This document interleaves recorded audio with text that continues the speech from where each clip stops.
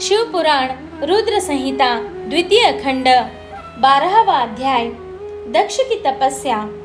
नारद जी ने पूछा, हे ब्रह्मा जी, उत्तम व्रत का पालन करने वाले प्रजापति दक्ष ने तपस्या करके देवी से कौन सा वरदान प्राप्त किया और वे किस प्रकार दक्ष की कन्या के रूप में जन्मी?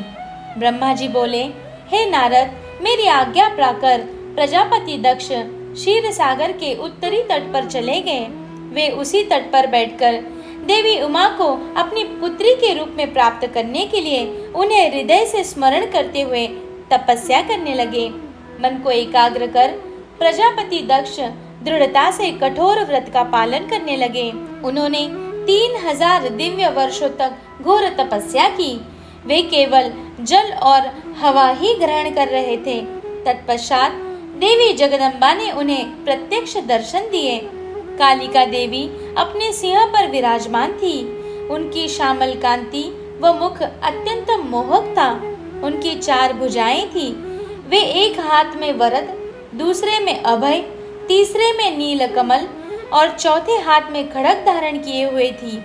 उनके दोनों नेत्र लाल थे और केश लंबे व खुले थे। देवी का स्वरूप बहुत ही मनोहरी था।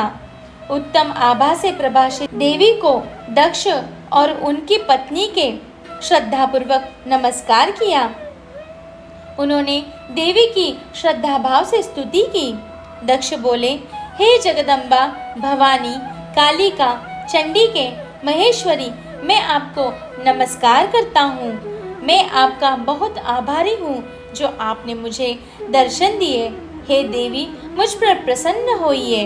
ब्रह्मा जी ने कहा, नारद, देवी जगदम्बा ने स्वयं ही दक्ष के मन की इच्छा जान ली थी। वे बोली, दक्ष, मैं तुम्हारी तपस्या से बहुत प्रसन्न हूँ। तुम अपने मन की इच्छा मुझे बताओ, मैं तुम्हारे सभी दुखों को अवश्य दूर करूंगी। तुम अपनी इच्छा अनुसार वर मांग सकते हो।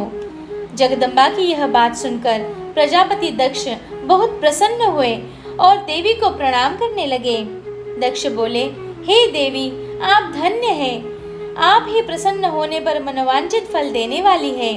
हे देवी, यदि आप मुझे वर देना चाहती है तो मेरी बात ध्यान पूर्वक सुने और मेरी इच्छा पूर्ण करें। हे जगदम्बा, मेरे स्वामी शिव ने रुद्र अवतार धारण किया है। अब तक आपने कोई अवतार धारण नहीं किया है। आपके सिवा कौन उनकी पत्नी होने योग्य है? अंतः हे देवी, आप मेरी पुत्री के रूप में धरती पर जन्म लें और भगवान शिव को अपने रूप लावण्य से मोहित करें। हे जगदम्बा, आपके अलावा कोई भी शिव जी को कभी मोहित नहीं कर सकता। इसीलिए आप हर मोहिनी अर्थात भगवान को मोहने वाली बनकर संपूर्ण जगत का हित कीजिए। यही मेरे लिए वरदान है।